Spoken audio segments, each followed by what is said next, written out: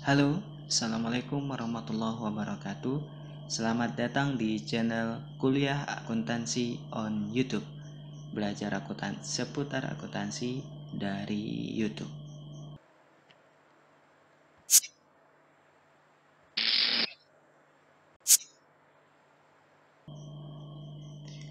Di video kali ini kita akan membahas tentang bagaimana pengaruh pengendalian internal terhadap penerapan GCG atau yang kita kenal dengan istilah Good Corporate Governance. Nah, ingin tahu bagaimana pengaruhnya? Mari kita simak penjelasannya.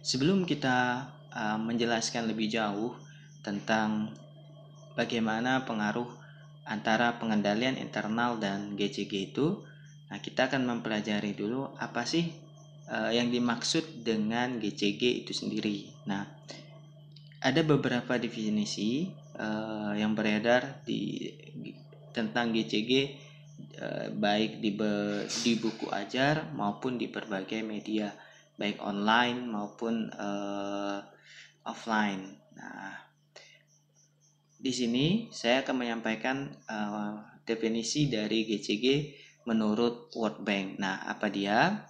Menurut World Bank, GCG adalah sebagai suatu penyelenggaraan yang dilakukan oleh manajemen yang solid dan bertanggung jawab dan sejalan dengan prinsip demokrasi, terdiri dari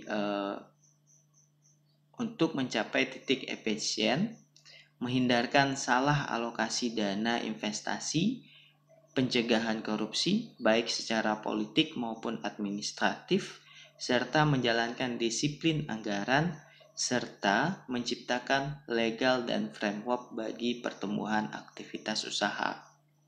Nah, itu menurut World Bank atau Bank Dunia. Nah, secara ringkas, GCG itu bisa kita sebut dengan bagaimana sebuah usaha atau sebuah entitas menjalankan usahanya dengan tata kelola yang baik untuk mencapai tujuan dari organisasi secara efektif maupun secara efisien, transparan dan konsisten terhadap hal-hal yang berlaku atau aturan-aturan yang berlaku. Nah, kalau di Indonesia berarti sesuai dengan peraturan perundang-undangan yang berlaku. Misalnya sesuai dengan Undang-Undang PT, sesuai dengan Undang-Undang tentang perlindungan konsumen dan lain-lain. Nah, dalam pelaksanaannya GCG ini terdiri dari 5 prinsip yang harus dipenuhi. Yang pertama, prinsip itu adalah prinsip transparansi, yang kedua adalah prinsip accountability, yang ketiga adalah prinsip responsibility, yang keempat independensi, dan yang kelima fairness. Nah, mari kita bahas satu persatu tentang kelima prinsip itu. Yang pertama adalah prinsip transparansi. Nah, secara sederhana, transparansi ini bisa dikatakan bagaimana cara untuk mencapai keterbukaan dalam hal mengungkapkan berbagai informasi, terutama informasi yang material dan relevan guna untuk pengambilan keputusan oleh pihak-pihak yang berkepentingan. Nah, artinya di sini dalam melaksanakan GCG, satu entitas harus mengedepankan transparansi atau keterbukaan informasi. Nah, biasanya untuk salah satu cara atau untuk menunjukkan sebuah entitas itu sudah mengedepankan transparansi atau tidak, teman-teman bisa melakukan cek terhadap website si entitas. Nah, apakah di sana mengandung informasi-informasi yang relevan atau tidak dengan jenis usahanya. Misalnya, kita bisa ketika membuka website entitas itu, kita bisa dengan mudah mendapatkan informasi tentang laporan keuangan perusahaannya. Nah, selain itu, kita juga bisa dengan mudah mendapatkan informasi pencapaian perusahaan maupun kegagalan perusahaan. Misalnya dalam tahun ini perusahaan berhasil mencapai ini, tapi juga gagal dalam beberapa hal. Nah, seperti itu mudahnya. Yang kedua, prinsip yang kedua adalah accountability. Nah, accountability ini adalah kejelasan fungsi dan pelaksanaan pertanggungjawaban organisasi perusahaan sehingga pengelolaannya bisa berjalan secara efektif. Nah, artinya di sini sebuah perusahaan dalam untuk pencapaian tujuannya itu jelas skema pertanggungjawabannya. Nah, misalnya si A bertanggung jawab terhadap produk A, si B bertanggung jawab terhadap produk B. Artinya setiap divisi dalam sebuah perusahaan itu betul-betul menjunjung tinggi tanggung jawab untuk mencapai tujuan-tujuan si perusahaan. Nah, tentunya kedua prinsip ini yang sudah kita bahas tadi juga memiliki kesinambungan dengan ketiga prinsip yang lainnya. Nah, ya. Di prinsip yang ketiga, kita akan membahas tentang responsibility atau responsibility ini dikenal dengan kesesuaian atau kepatuhan si perusahaan terhadap prinsip korporasi yang sehat serta peraturan perundang-undangan yang berlaku. Nah, artinya di sini perusahaan berusaha untuk menjalankan operasional perusahaannya itu sesuai dengan aturan. Artinya perusahaan tidak akan melenceng dari apa-apa yang sah menurut aturan undang-undang. Nah, misalnya sebuah perusahaan dalam menjalankan usahanya memperhatikan dampak lingkungan terhadap usahanya.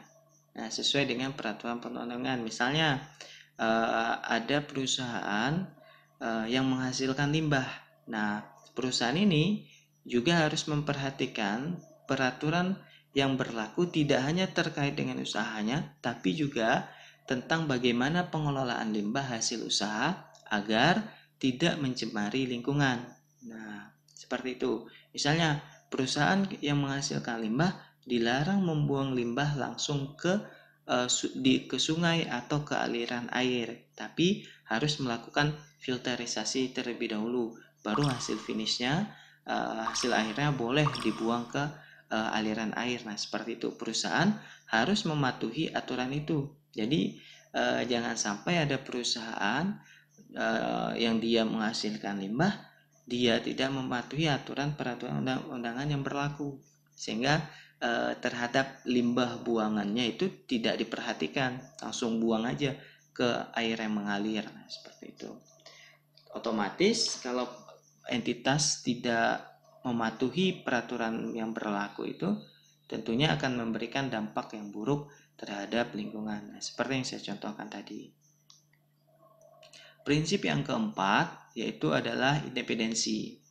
Nah, artinya independensi itu adalah suatu keadaan di mana perusahaan dikelola secara profesional tanpa benturan kepentingan, pengaruh maupun tekanan dari pihak manapun yang tidak sesuai dengan peraturan perundang-undangan yang berlaku dan prinsip-prinsip korporasi yang sehat. Nah, artinya di sini entitas yang menjalankan usahanya tidak boleh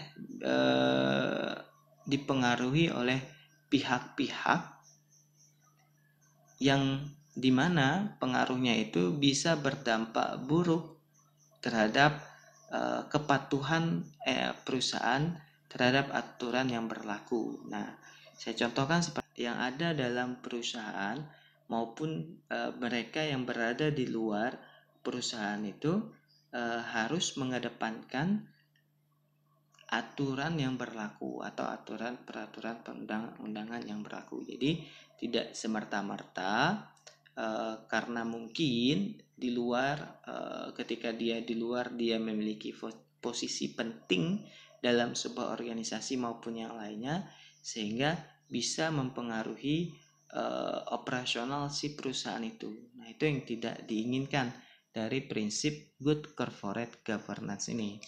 Nah, yang kelima dari prinsip GCG ini adalah fairness. Nah, bahasa sederhana itu kewajaran. Nah, fairness itu adalah keadilan dan kesetaraan dalam memenuhi hak-hak dari stakeholder atau pihak-pihak yang berkepentingan, di mana hak-hak tersebut timbul atas dasar perjanjian dan peraturan yang berlaku. Nah, saya contohkan misalnya seperti ini. Sebuah entitas atau sebuah perusahaan itu harus memenuhi gaji terhadap karyawannya. Nah, misalnya tidak boleh terjadi pemotongan tanpa dasar atau tanpa hal-hal yang disepakati sebelumnya. Nah, jadi jangan tiba-tiba perusahaan itu memotong gaji karyawannya. Nah, jadi itu salah satu prinsip dari fairness, keadilan dan kesetaraan. Jadi jangan mentang-mentang di level bawah ini sedikit kepentingannya lalu terlalu sadis ke level yang paling bawah. Nah, yang level bawah dipotong gajinya, yang level atas dikasih servis yang paling bagus. Nah, seperti itu. Nah, prinsip dari GCG tidak menginginkan hal itu.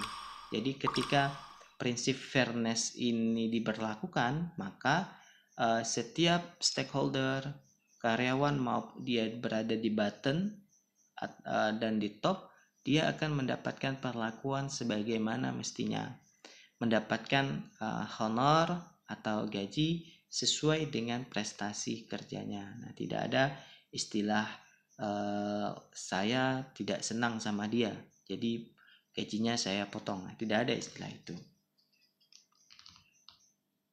Nah, apa sih tujuan dari penerapan good corporate governance ini? Ada 5 minimal tujuannya. Yang pertama adalah memudahkan akses terhadap investasi domestik maupun asing. Nah, ketika sebuah perusahaan itu memiliki tata kelola yang baik, tentunya dia atau entitas itu akan memiliki nilai jual yang lebih baik. Tentu setiap orang yang punya uang lebih atau para pemodal lebih akan memilih investasi ke perusahaan yang sudah memiliki dan melakukan tata kelola yang baik dibandingkan dengan perusahaan yang tidak jelas. Yang kedua, mendapatkan cost of capital yang lebih murah. Karena tadi kenapa? Semua pengelolaannya sudah dilakukan secara baik sehingga mengurangi resiko-resiko kegagalan dan lain-lain.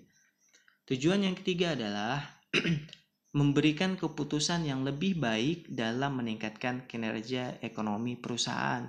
Karena ketika prinsip GCG ini dilakukan, pertimbangan-pertimbangan terhadap pengambilan keputusan itu akan lebih andal.